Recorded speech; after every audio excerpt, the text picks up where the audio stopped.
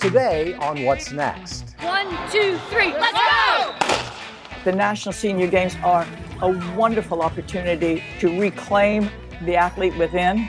It doesn't matter when you start, just get in. Team sports, that's what team sports are about, is the camaraderie, the social life. Exercise is the key to good health. I firmly believe that. If I didn't do what I'm doing, I'd probably be in a wheelchair somewhere. And I'm not ready to give up. As long as I can hold a stick, I don't plan on quitting.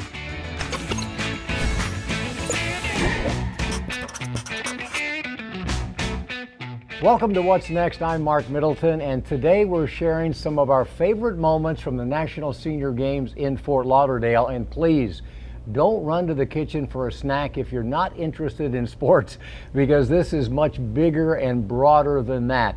It's about inspiration. It's about overcoming obstacles and squeezing every drop of joy out of life. It's more about camaraderie than competition.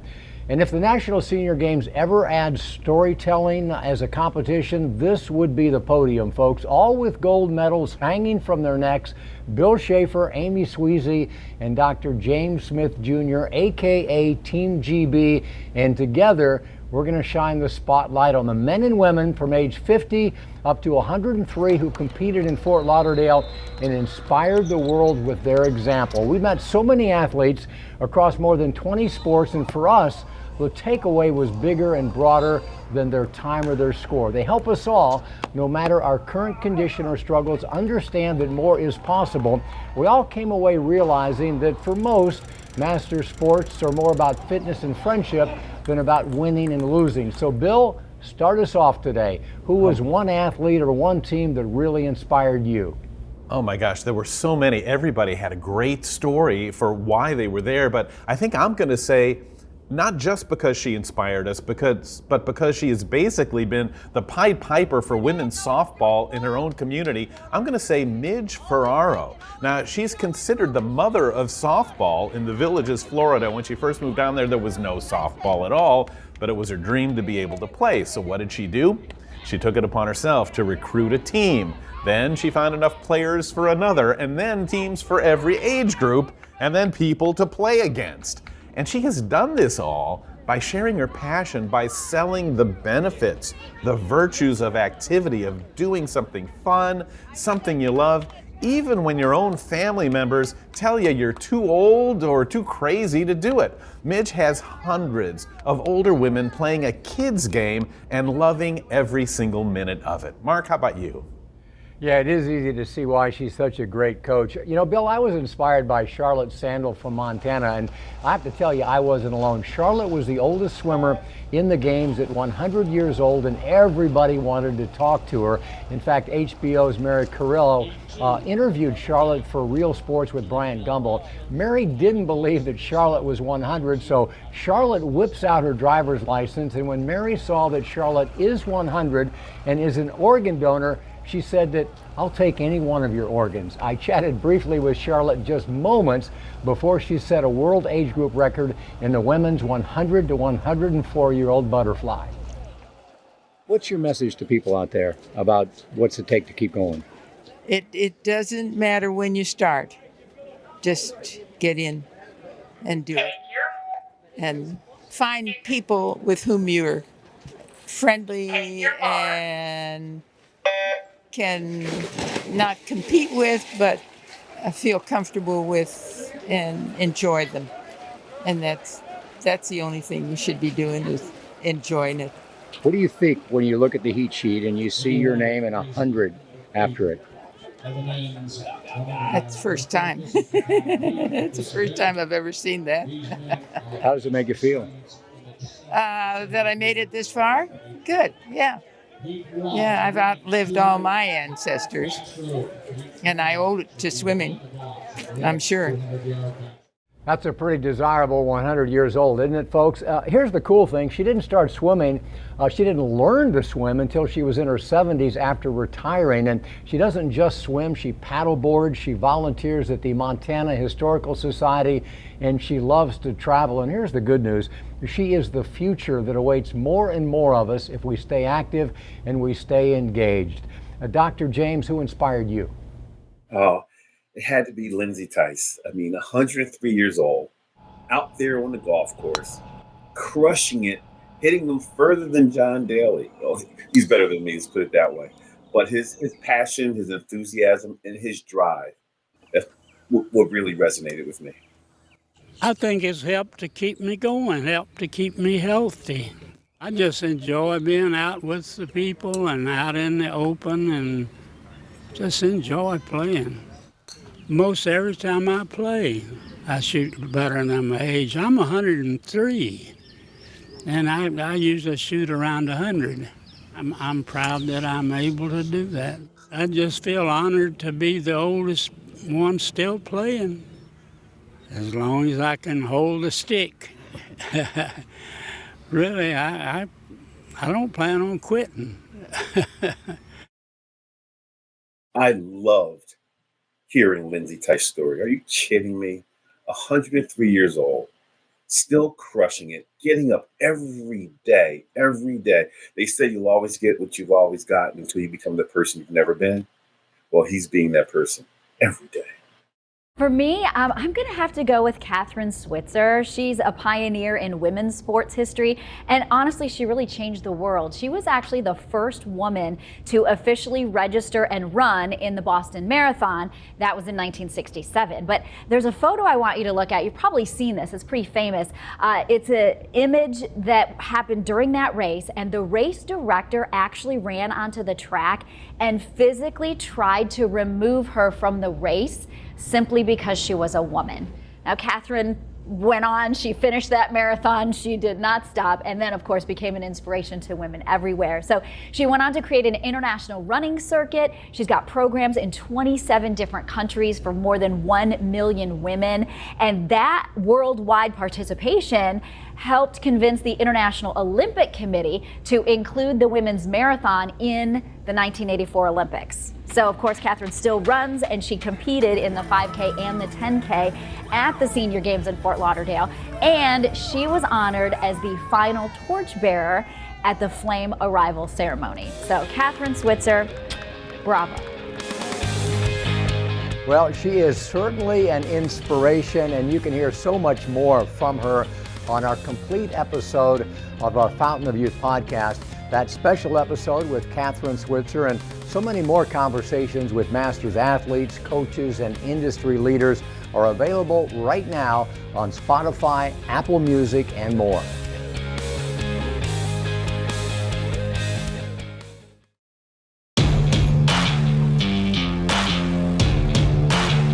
Keep moving. You don't have to be a superstar, you just have to take it one day at a time. Exercise is the key to good health. I firmly believe that. It gives me focus in other parts of my life, teaches you to be still in the storms. If I didn't do what I'm doing, I'd probably be in a wheelchair somewhere.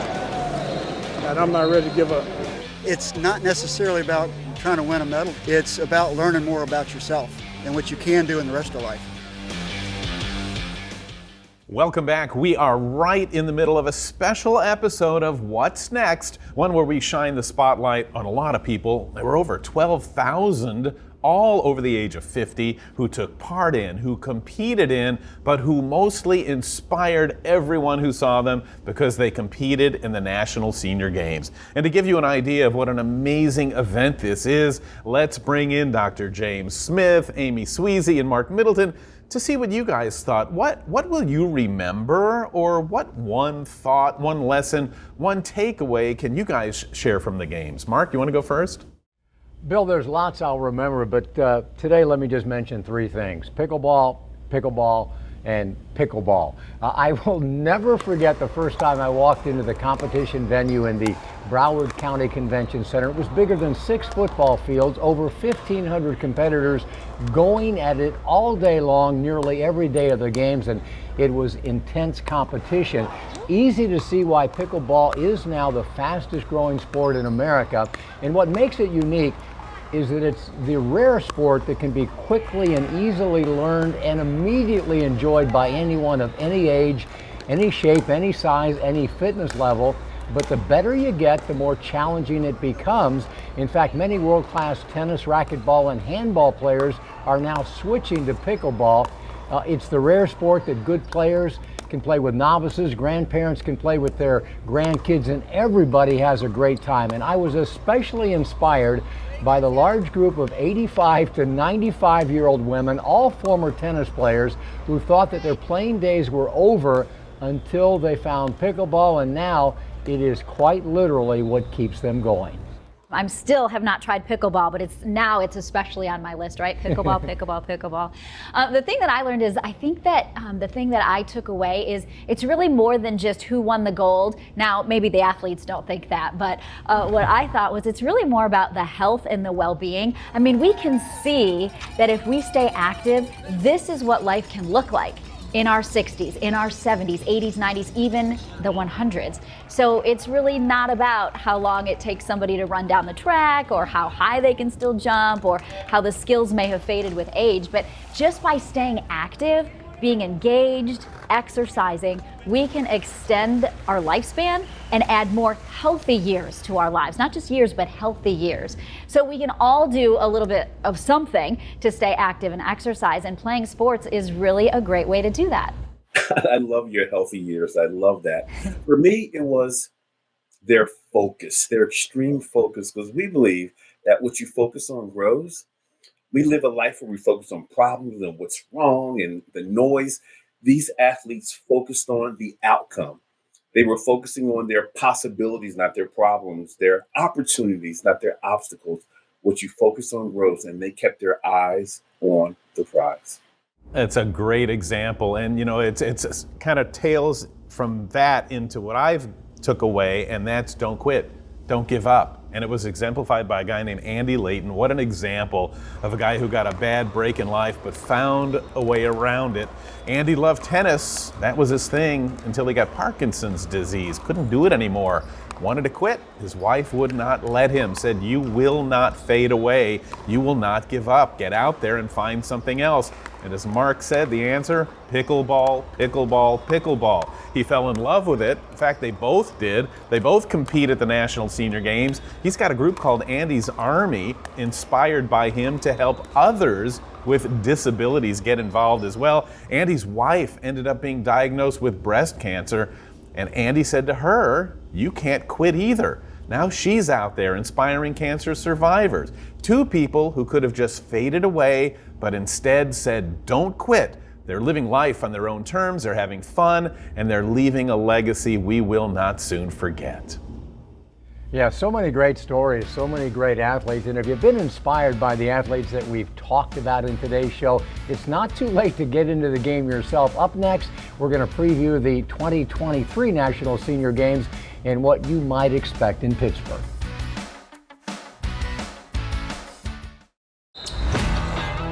The secret sauce is that we're all just really good friends. We go out to eat together. Most of our wives are here. Oh, the friendship. It's the people. It's the people. I just love to meet people. We're all different ages and different abilities. We're all friends. It's a great family we have here. Team sports, that's what team sports are about, is the camaraderie, the social life, and then this huge activity all day long.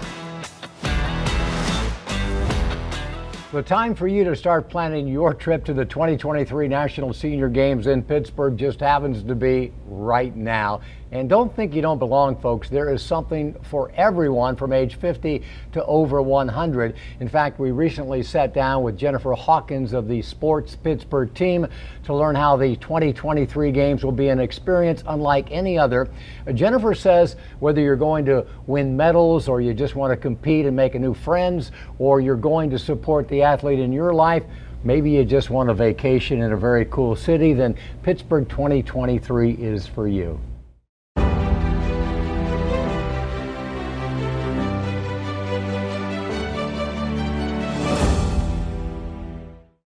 The National Senior Games is a huge event that represents our community. It represents aging gracefully and well and healthy living, which is what we're about in Pittsburgh.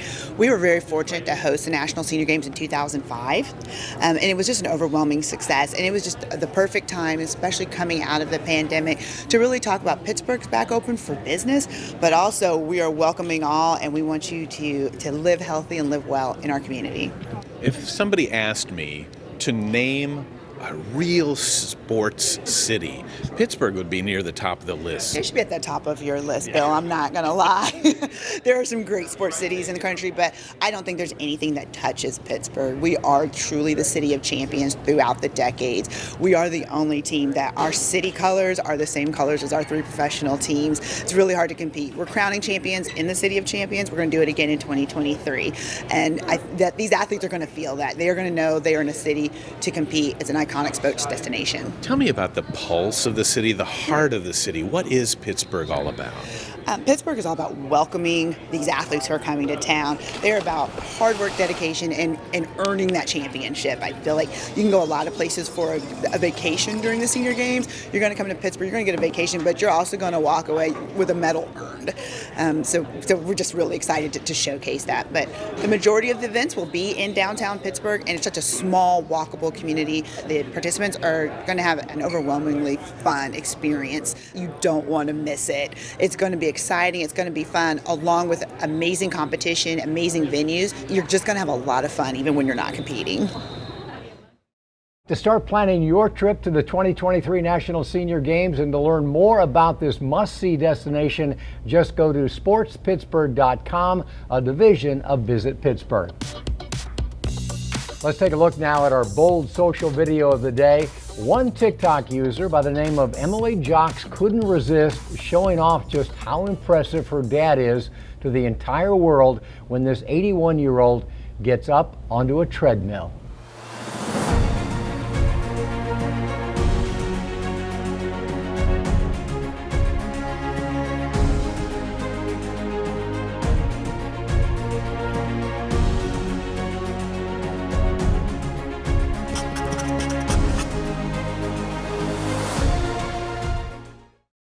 I just wanted to offer a sincere thank you to you, the wonderful athletes in the National Senior Games. Yes, high five, handshake, hug, body bump, any of that, it goes out to you. Why? You're defying the odds. You're showing us how to do it. As it relates to that, I believe in this quote, and it's grammatically incorrect, but it's right on point, and that quote is, they become who you be. As you are being, they are becoming. We're watching you, and we're becoming better because of you. You're exuding passion, and passion means pass, I, on. Yeah, you're doing that. You may not think it's being seen, it is, and it's being recognized. And we're becoming who you be. Welcome back to Growing Boulder's What's Next. Hey, are you following us on Facebook? Every Monday we post a question of the week to get your take, and then we show the best responses right here on the show. So this week our question was, what makes a good teammate in life? Well, Tony kept it short and sweet and said all it takes is respect. Christy chimed in and said her life teammates need a sense of humor. And how about Malcolm Cookson, who replied that a good life teammate has the ability to be flexible and adapt to the changes that each of us experience. All right, so Bill, we'll start with you. You are leading off for Team GB on this one. What do you think makes a good teammate in life? Well, those are all great answers, but I'm going to make it even simpler. The best way to be a good teammate is to be the teammate you wish you had. It's the same as in any relationship you have in your life at all. You want a good teammate, be a great one. Lift each other so that you accomplish more together than you ever could apart, and I think it's as simple as that. I'm thinking of commitment. I know there's something called fair weather fans. They attend the game when the teams are winning, but not when they're losing. With regard to my team, I want someone to be there, committed to me when things are going well and where they're not going well. The commitment needs to be there all the time. I like that. I also I would want somebody that always has my back. Not someone who's going to throw me under the bus or talk bad about me behind my back, but always defends me, always is on Team Amy. I think that's really important. Mark? Man, I'm on Team Amy. I got to tell you that. I think it's a willingness to play any position. You're a defender and a protector one day. You're a listener or consoler the next. You're a leader today. You're a follower tomorrow. And every day, you're playing the most important position of all, and that's the encourager. And truth be told, folks, that is our stated mission here at Growing Bolder, to be encouragers, to be a good teammate in your quest for what's next. We'll see you next time.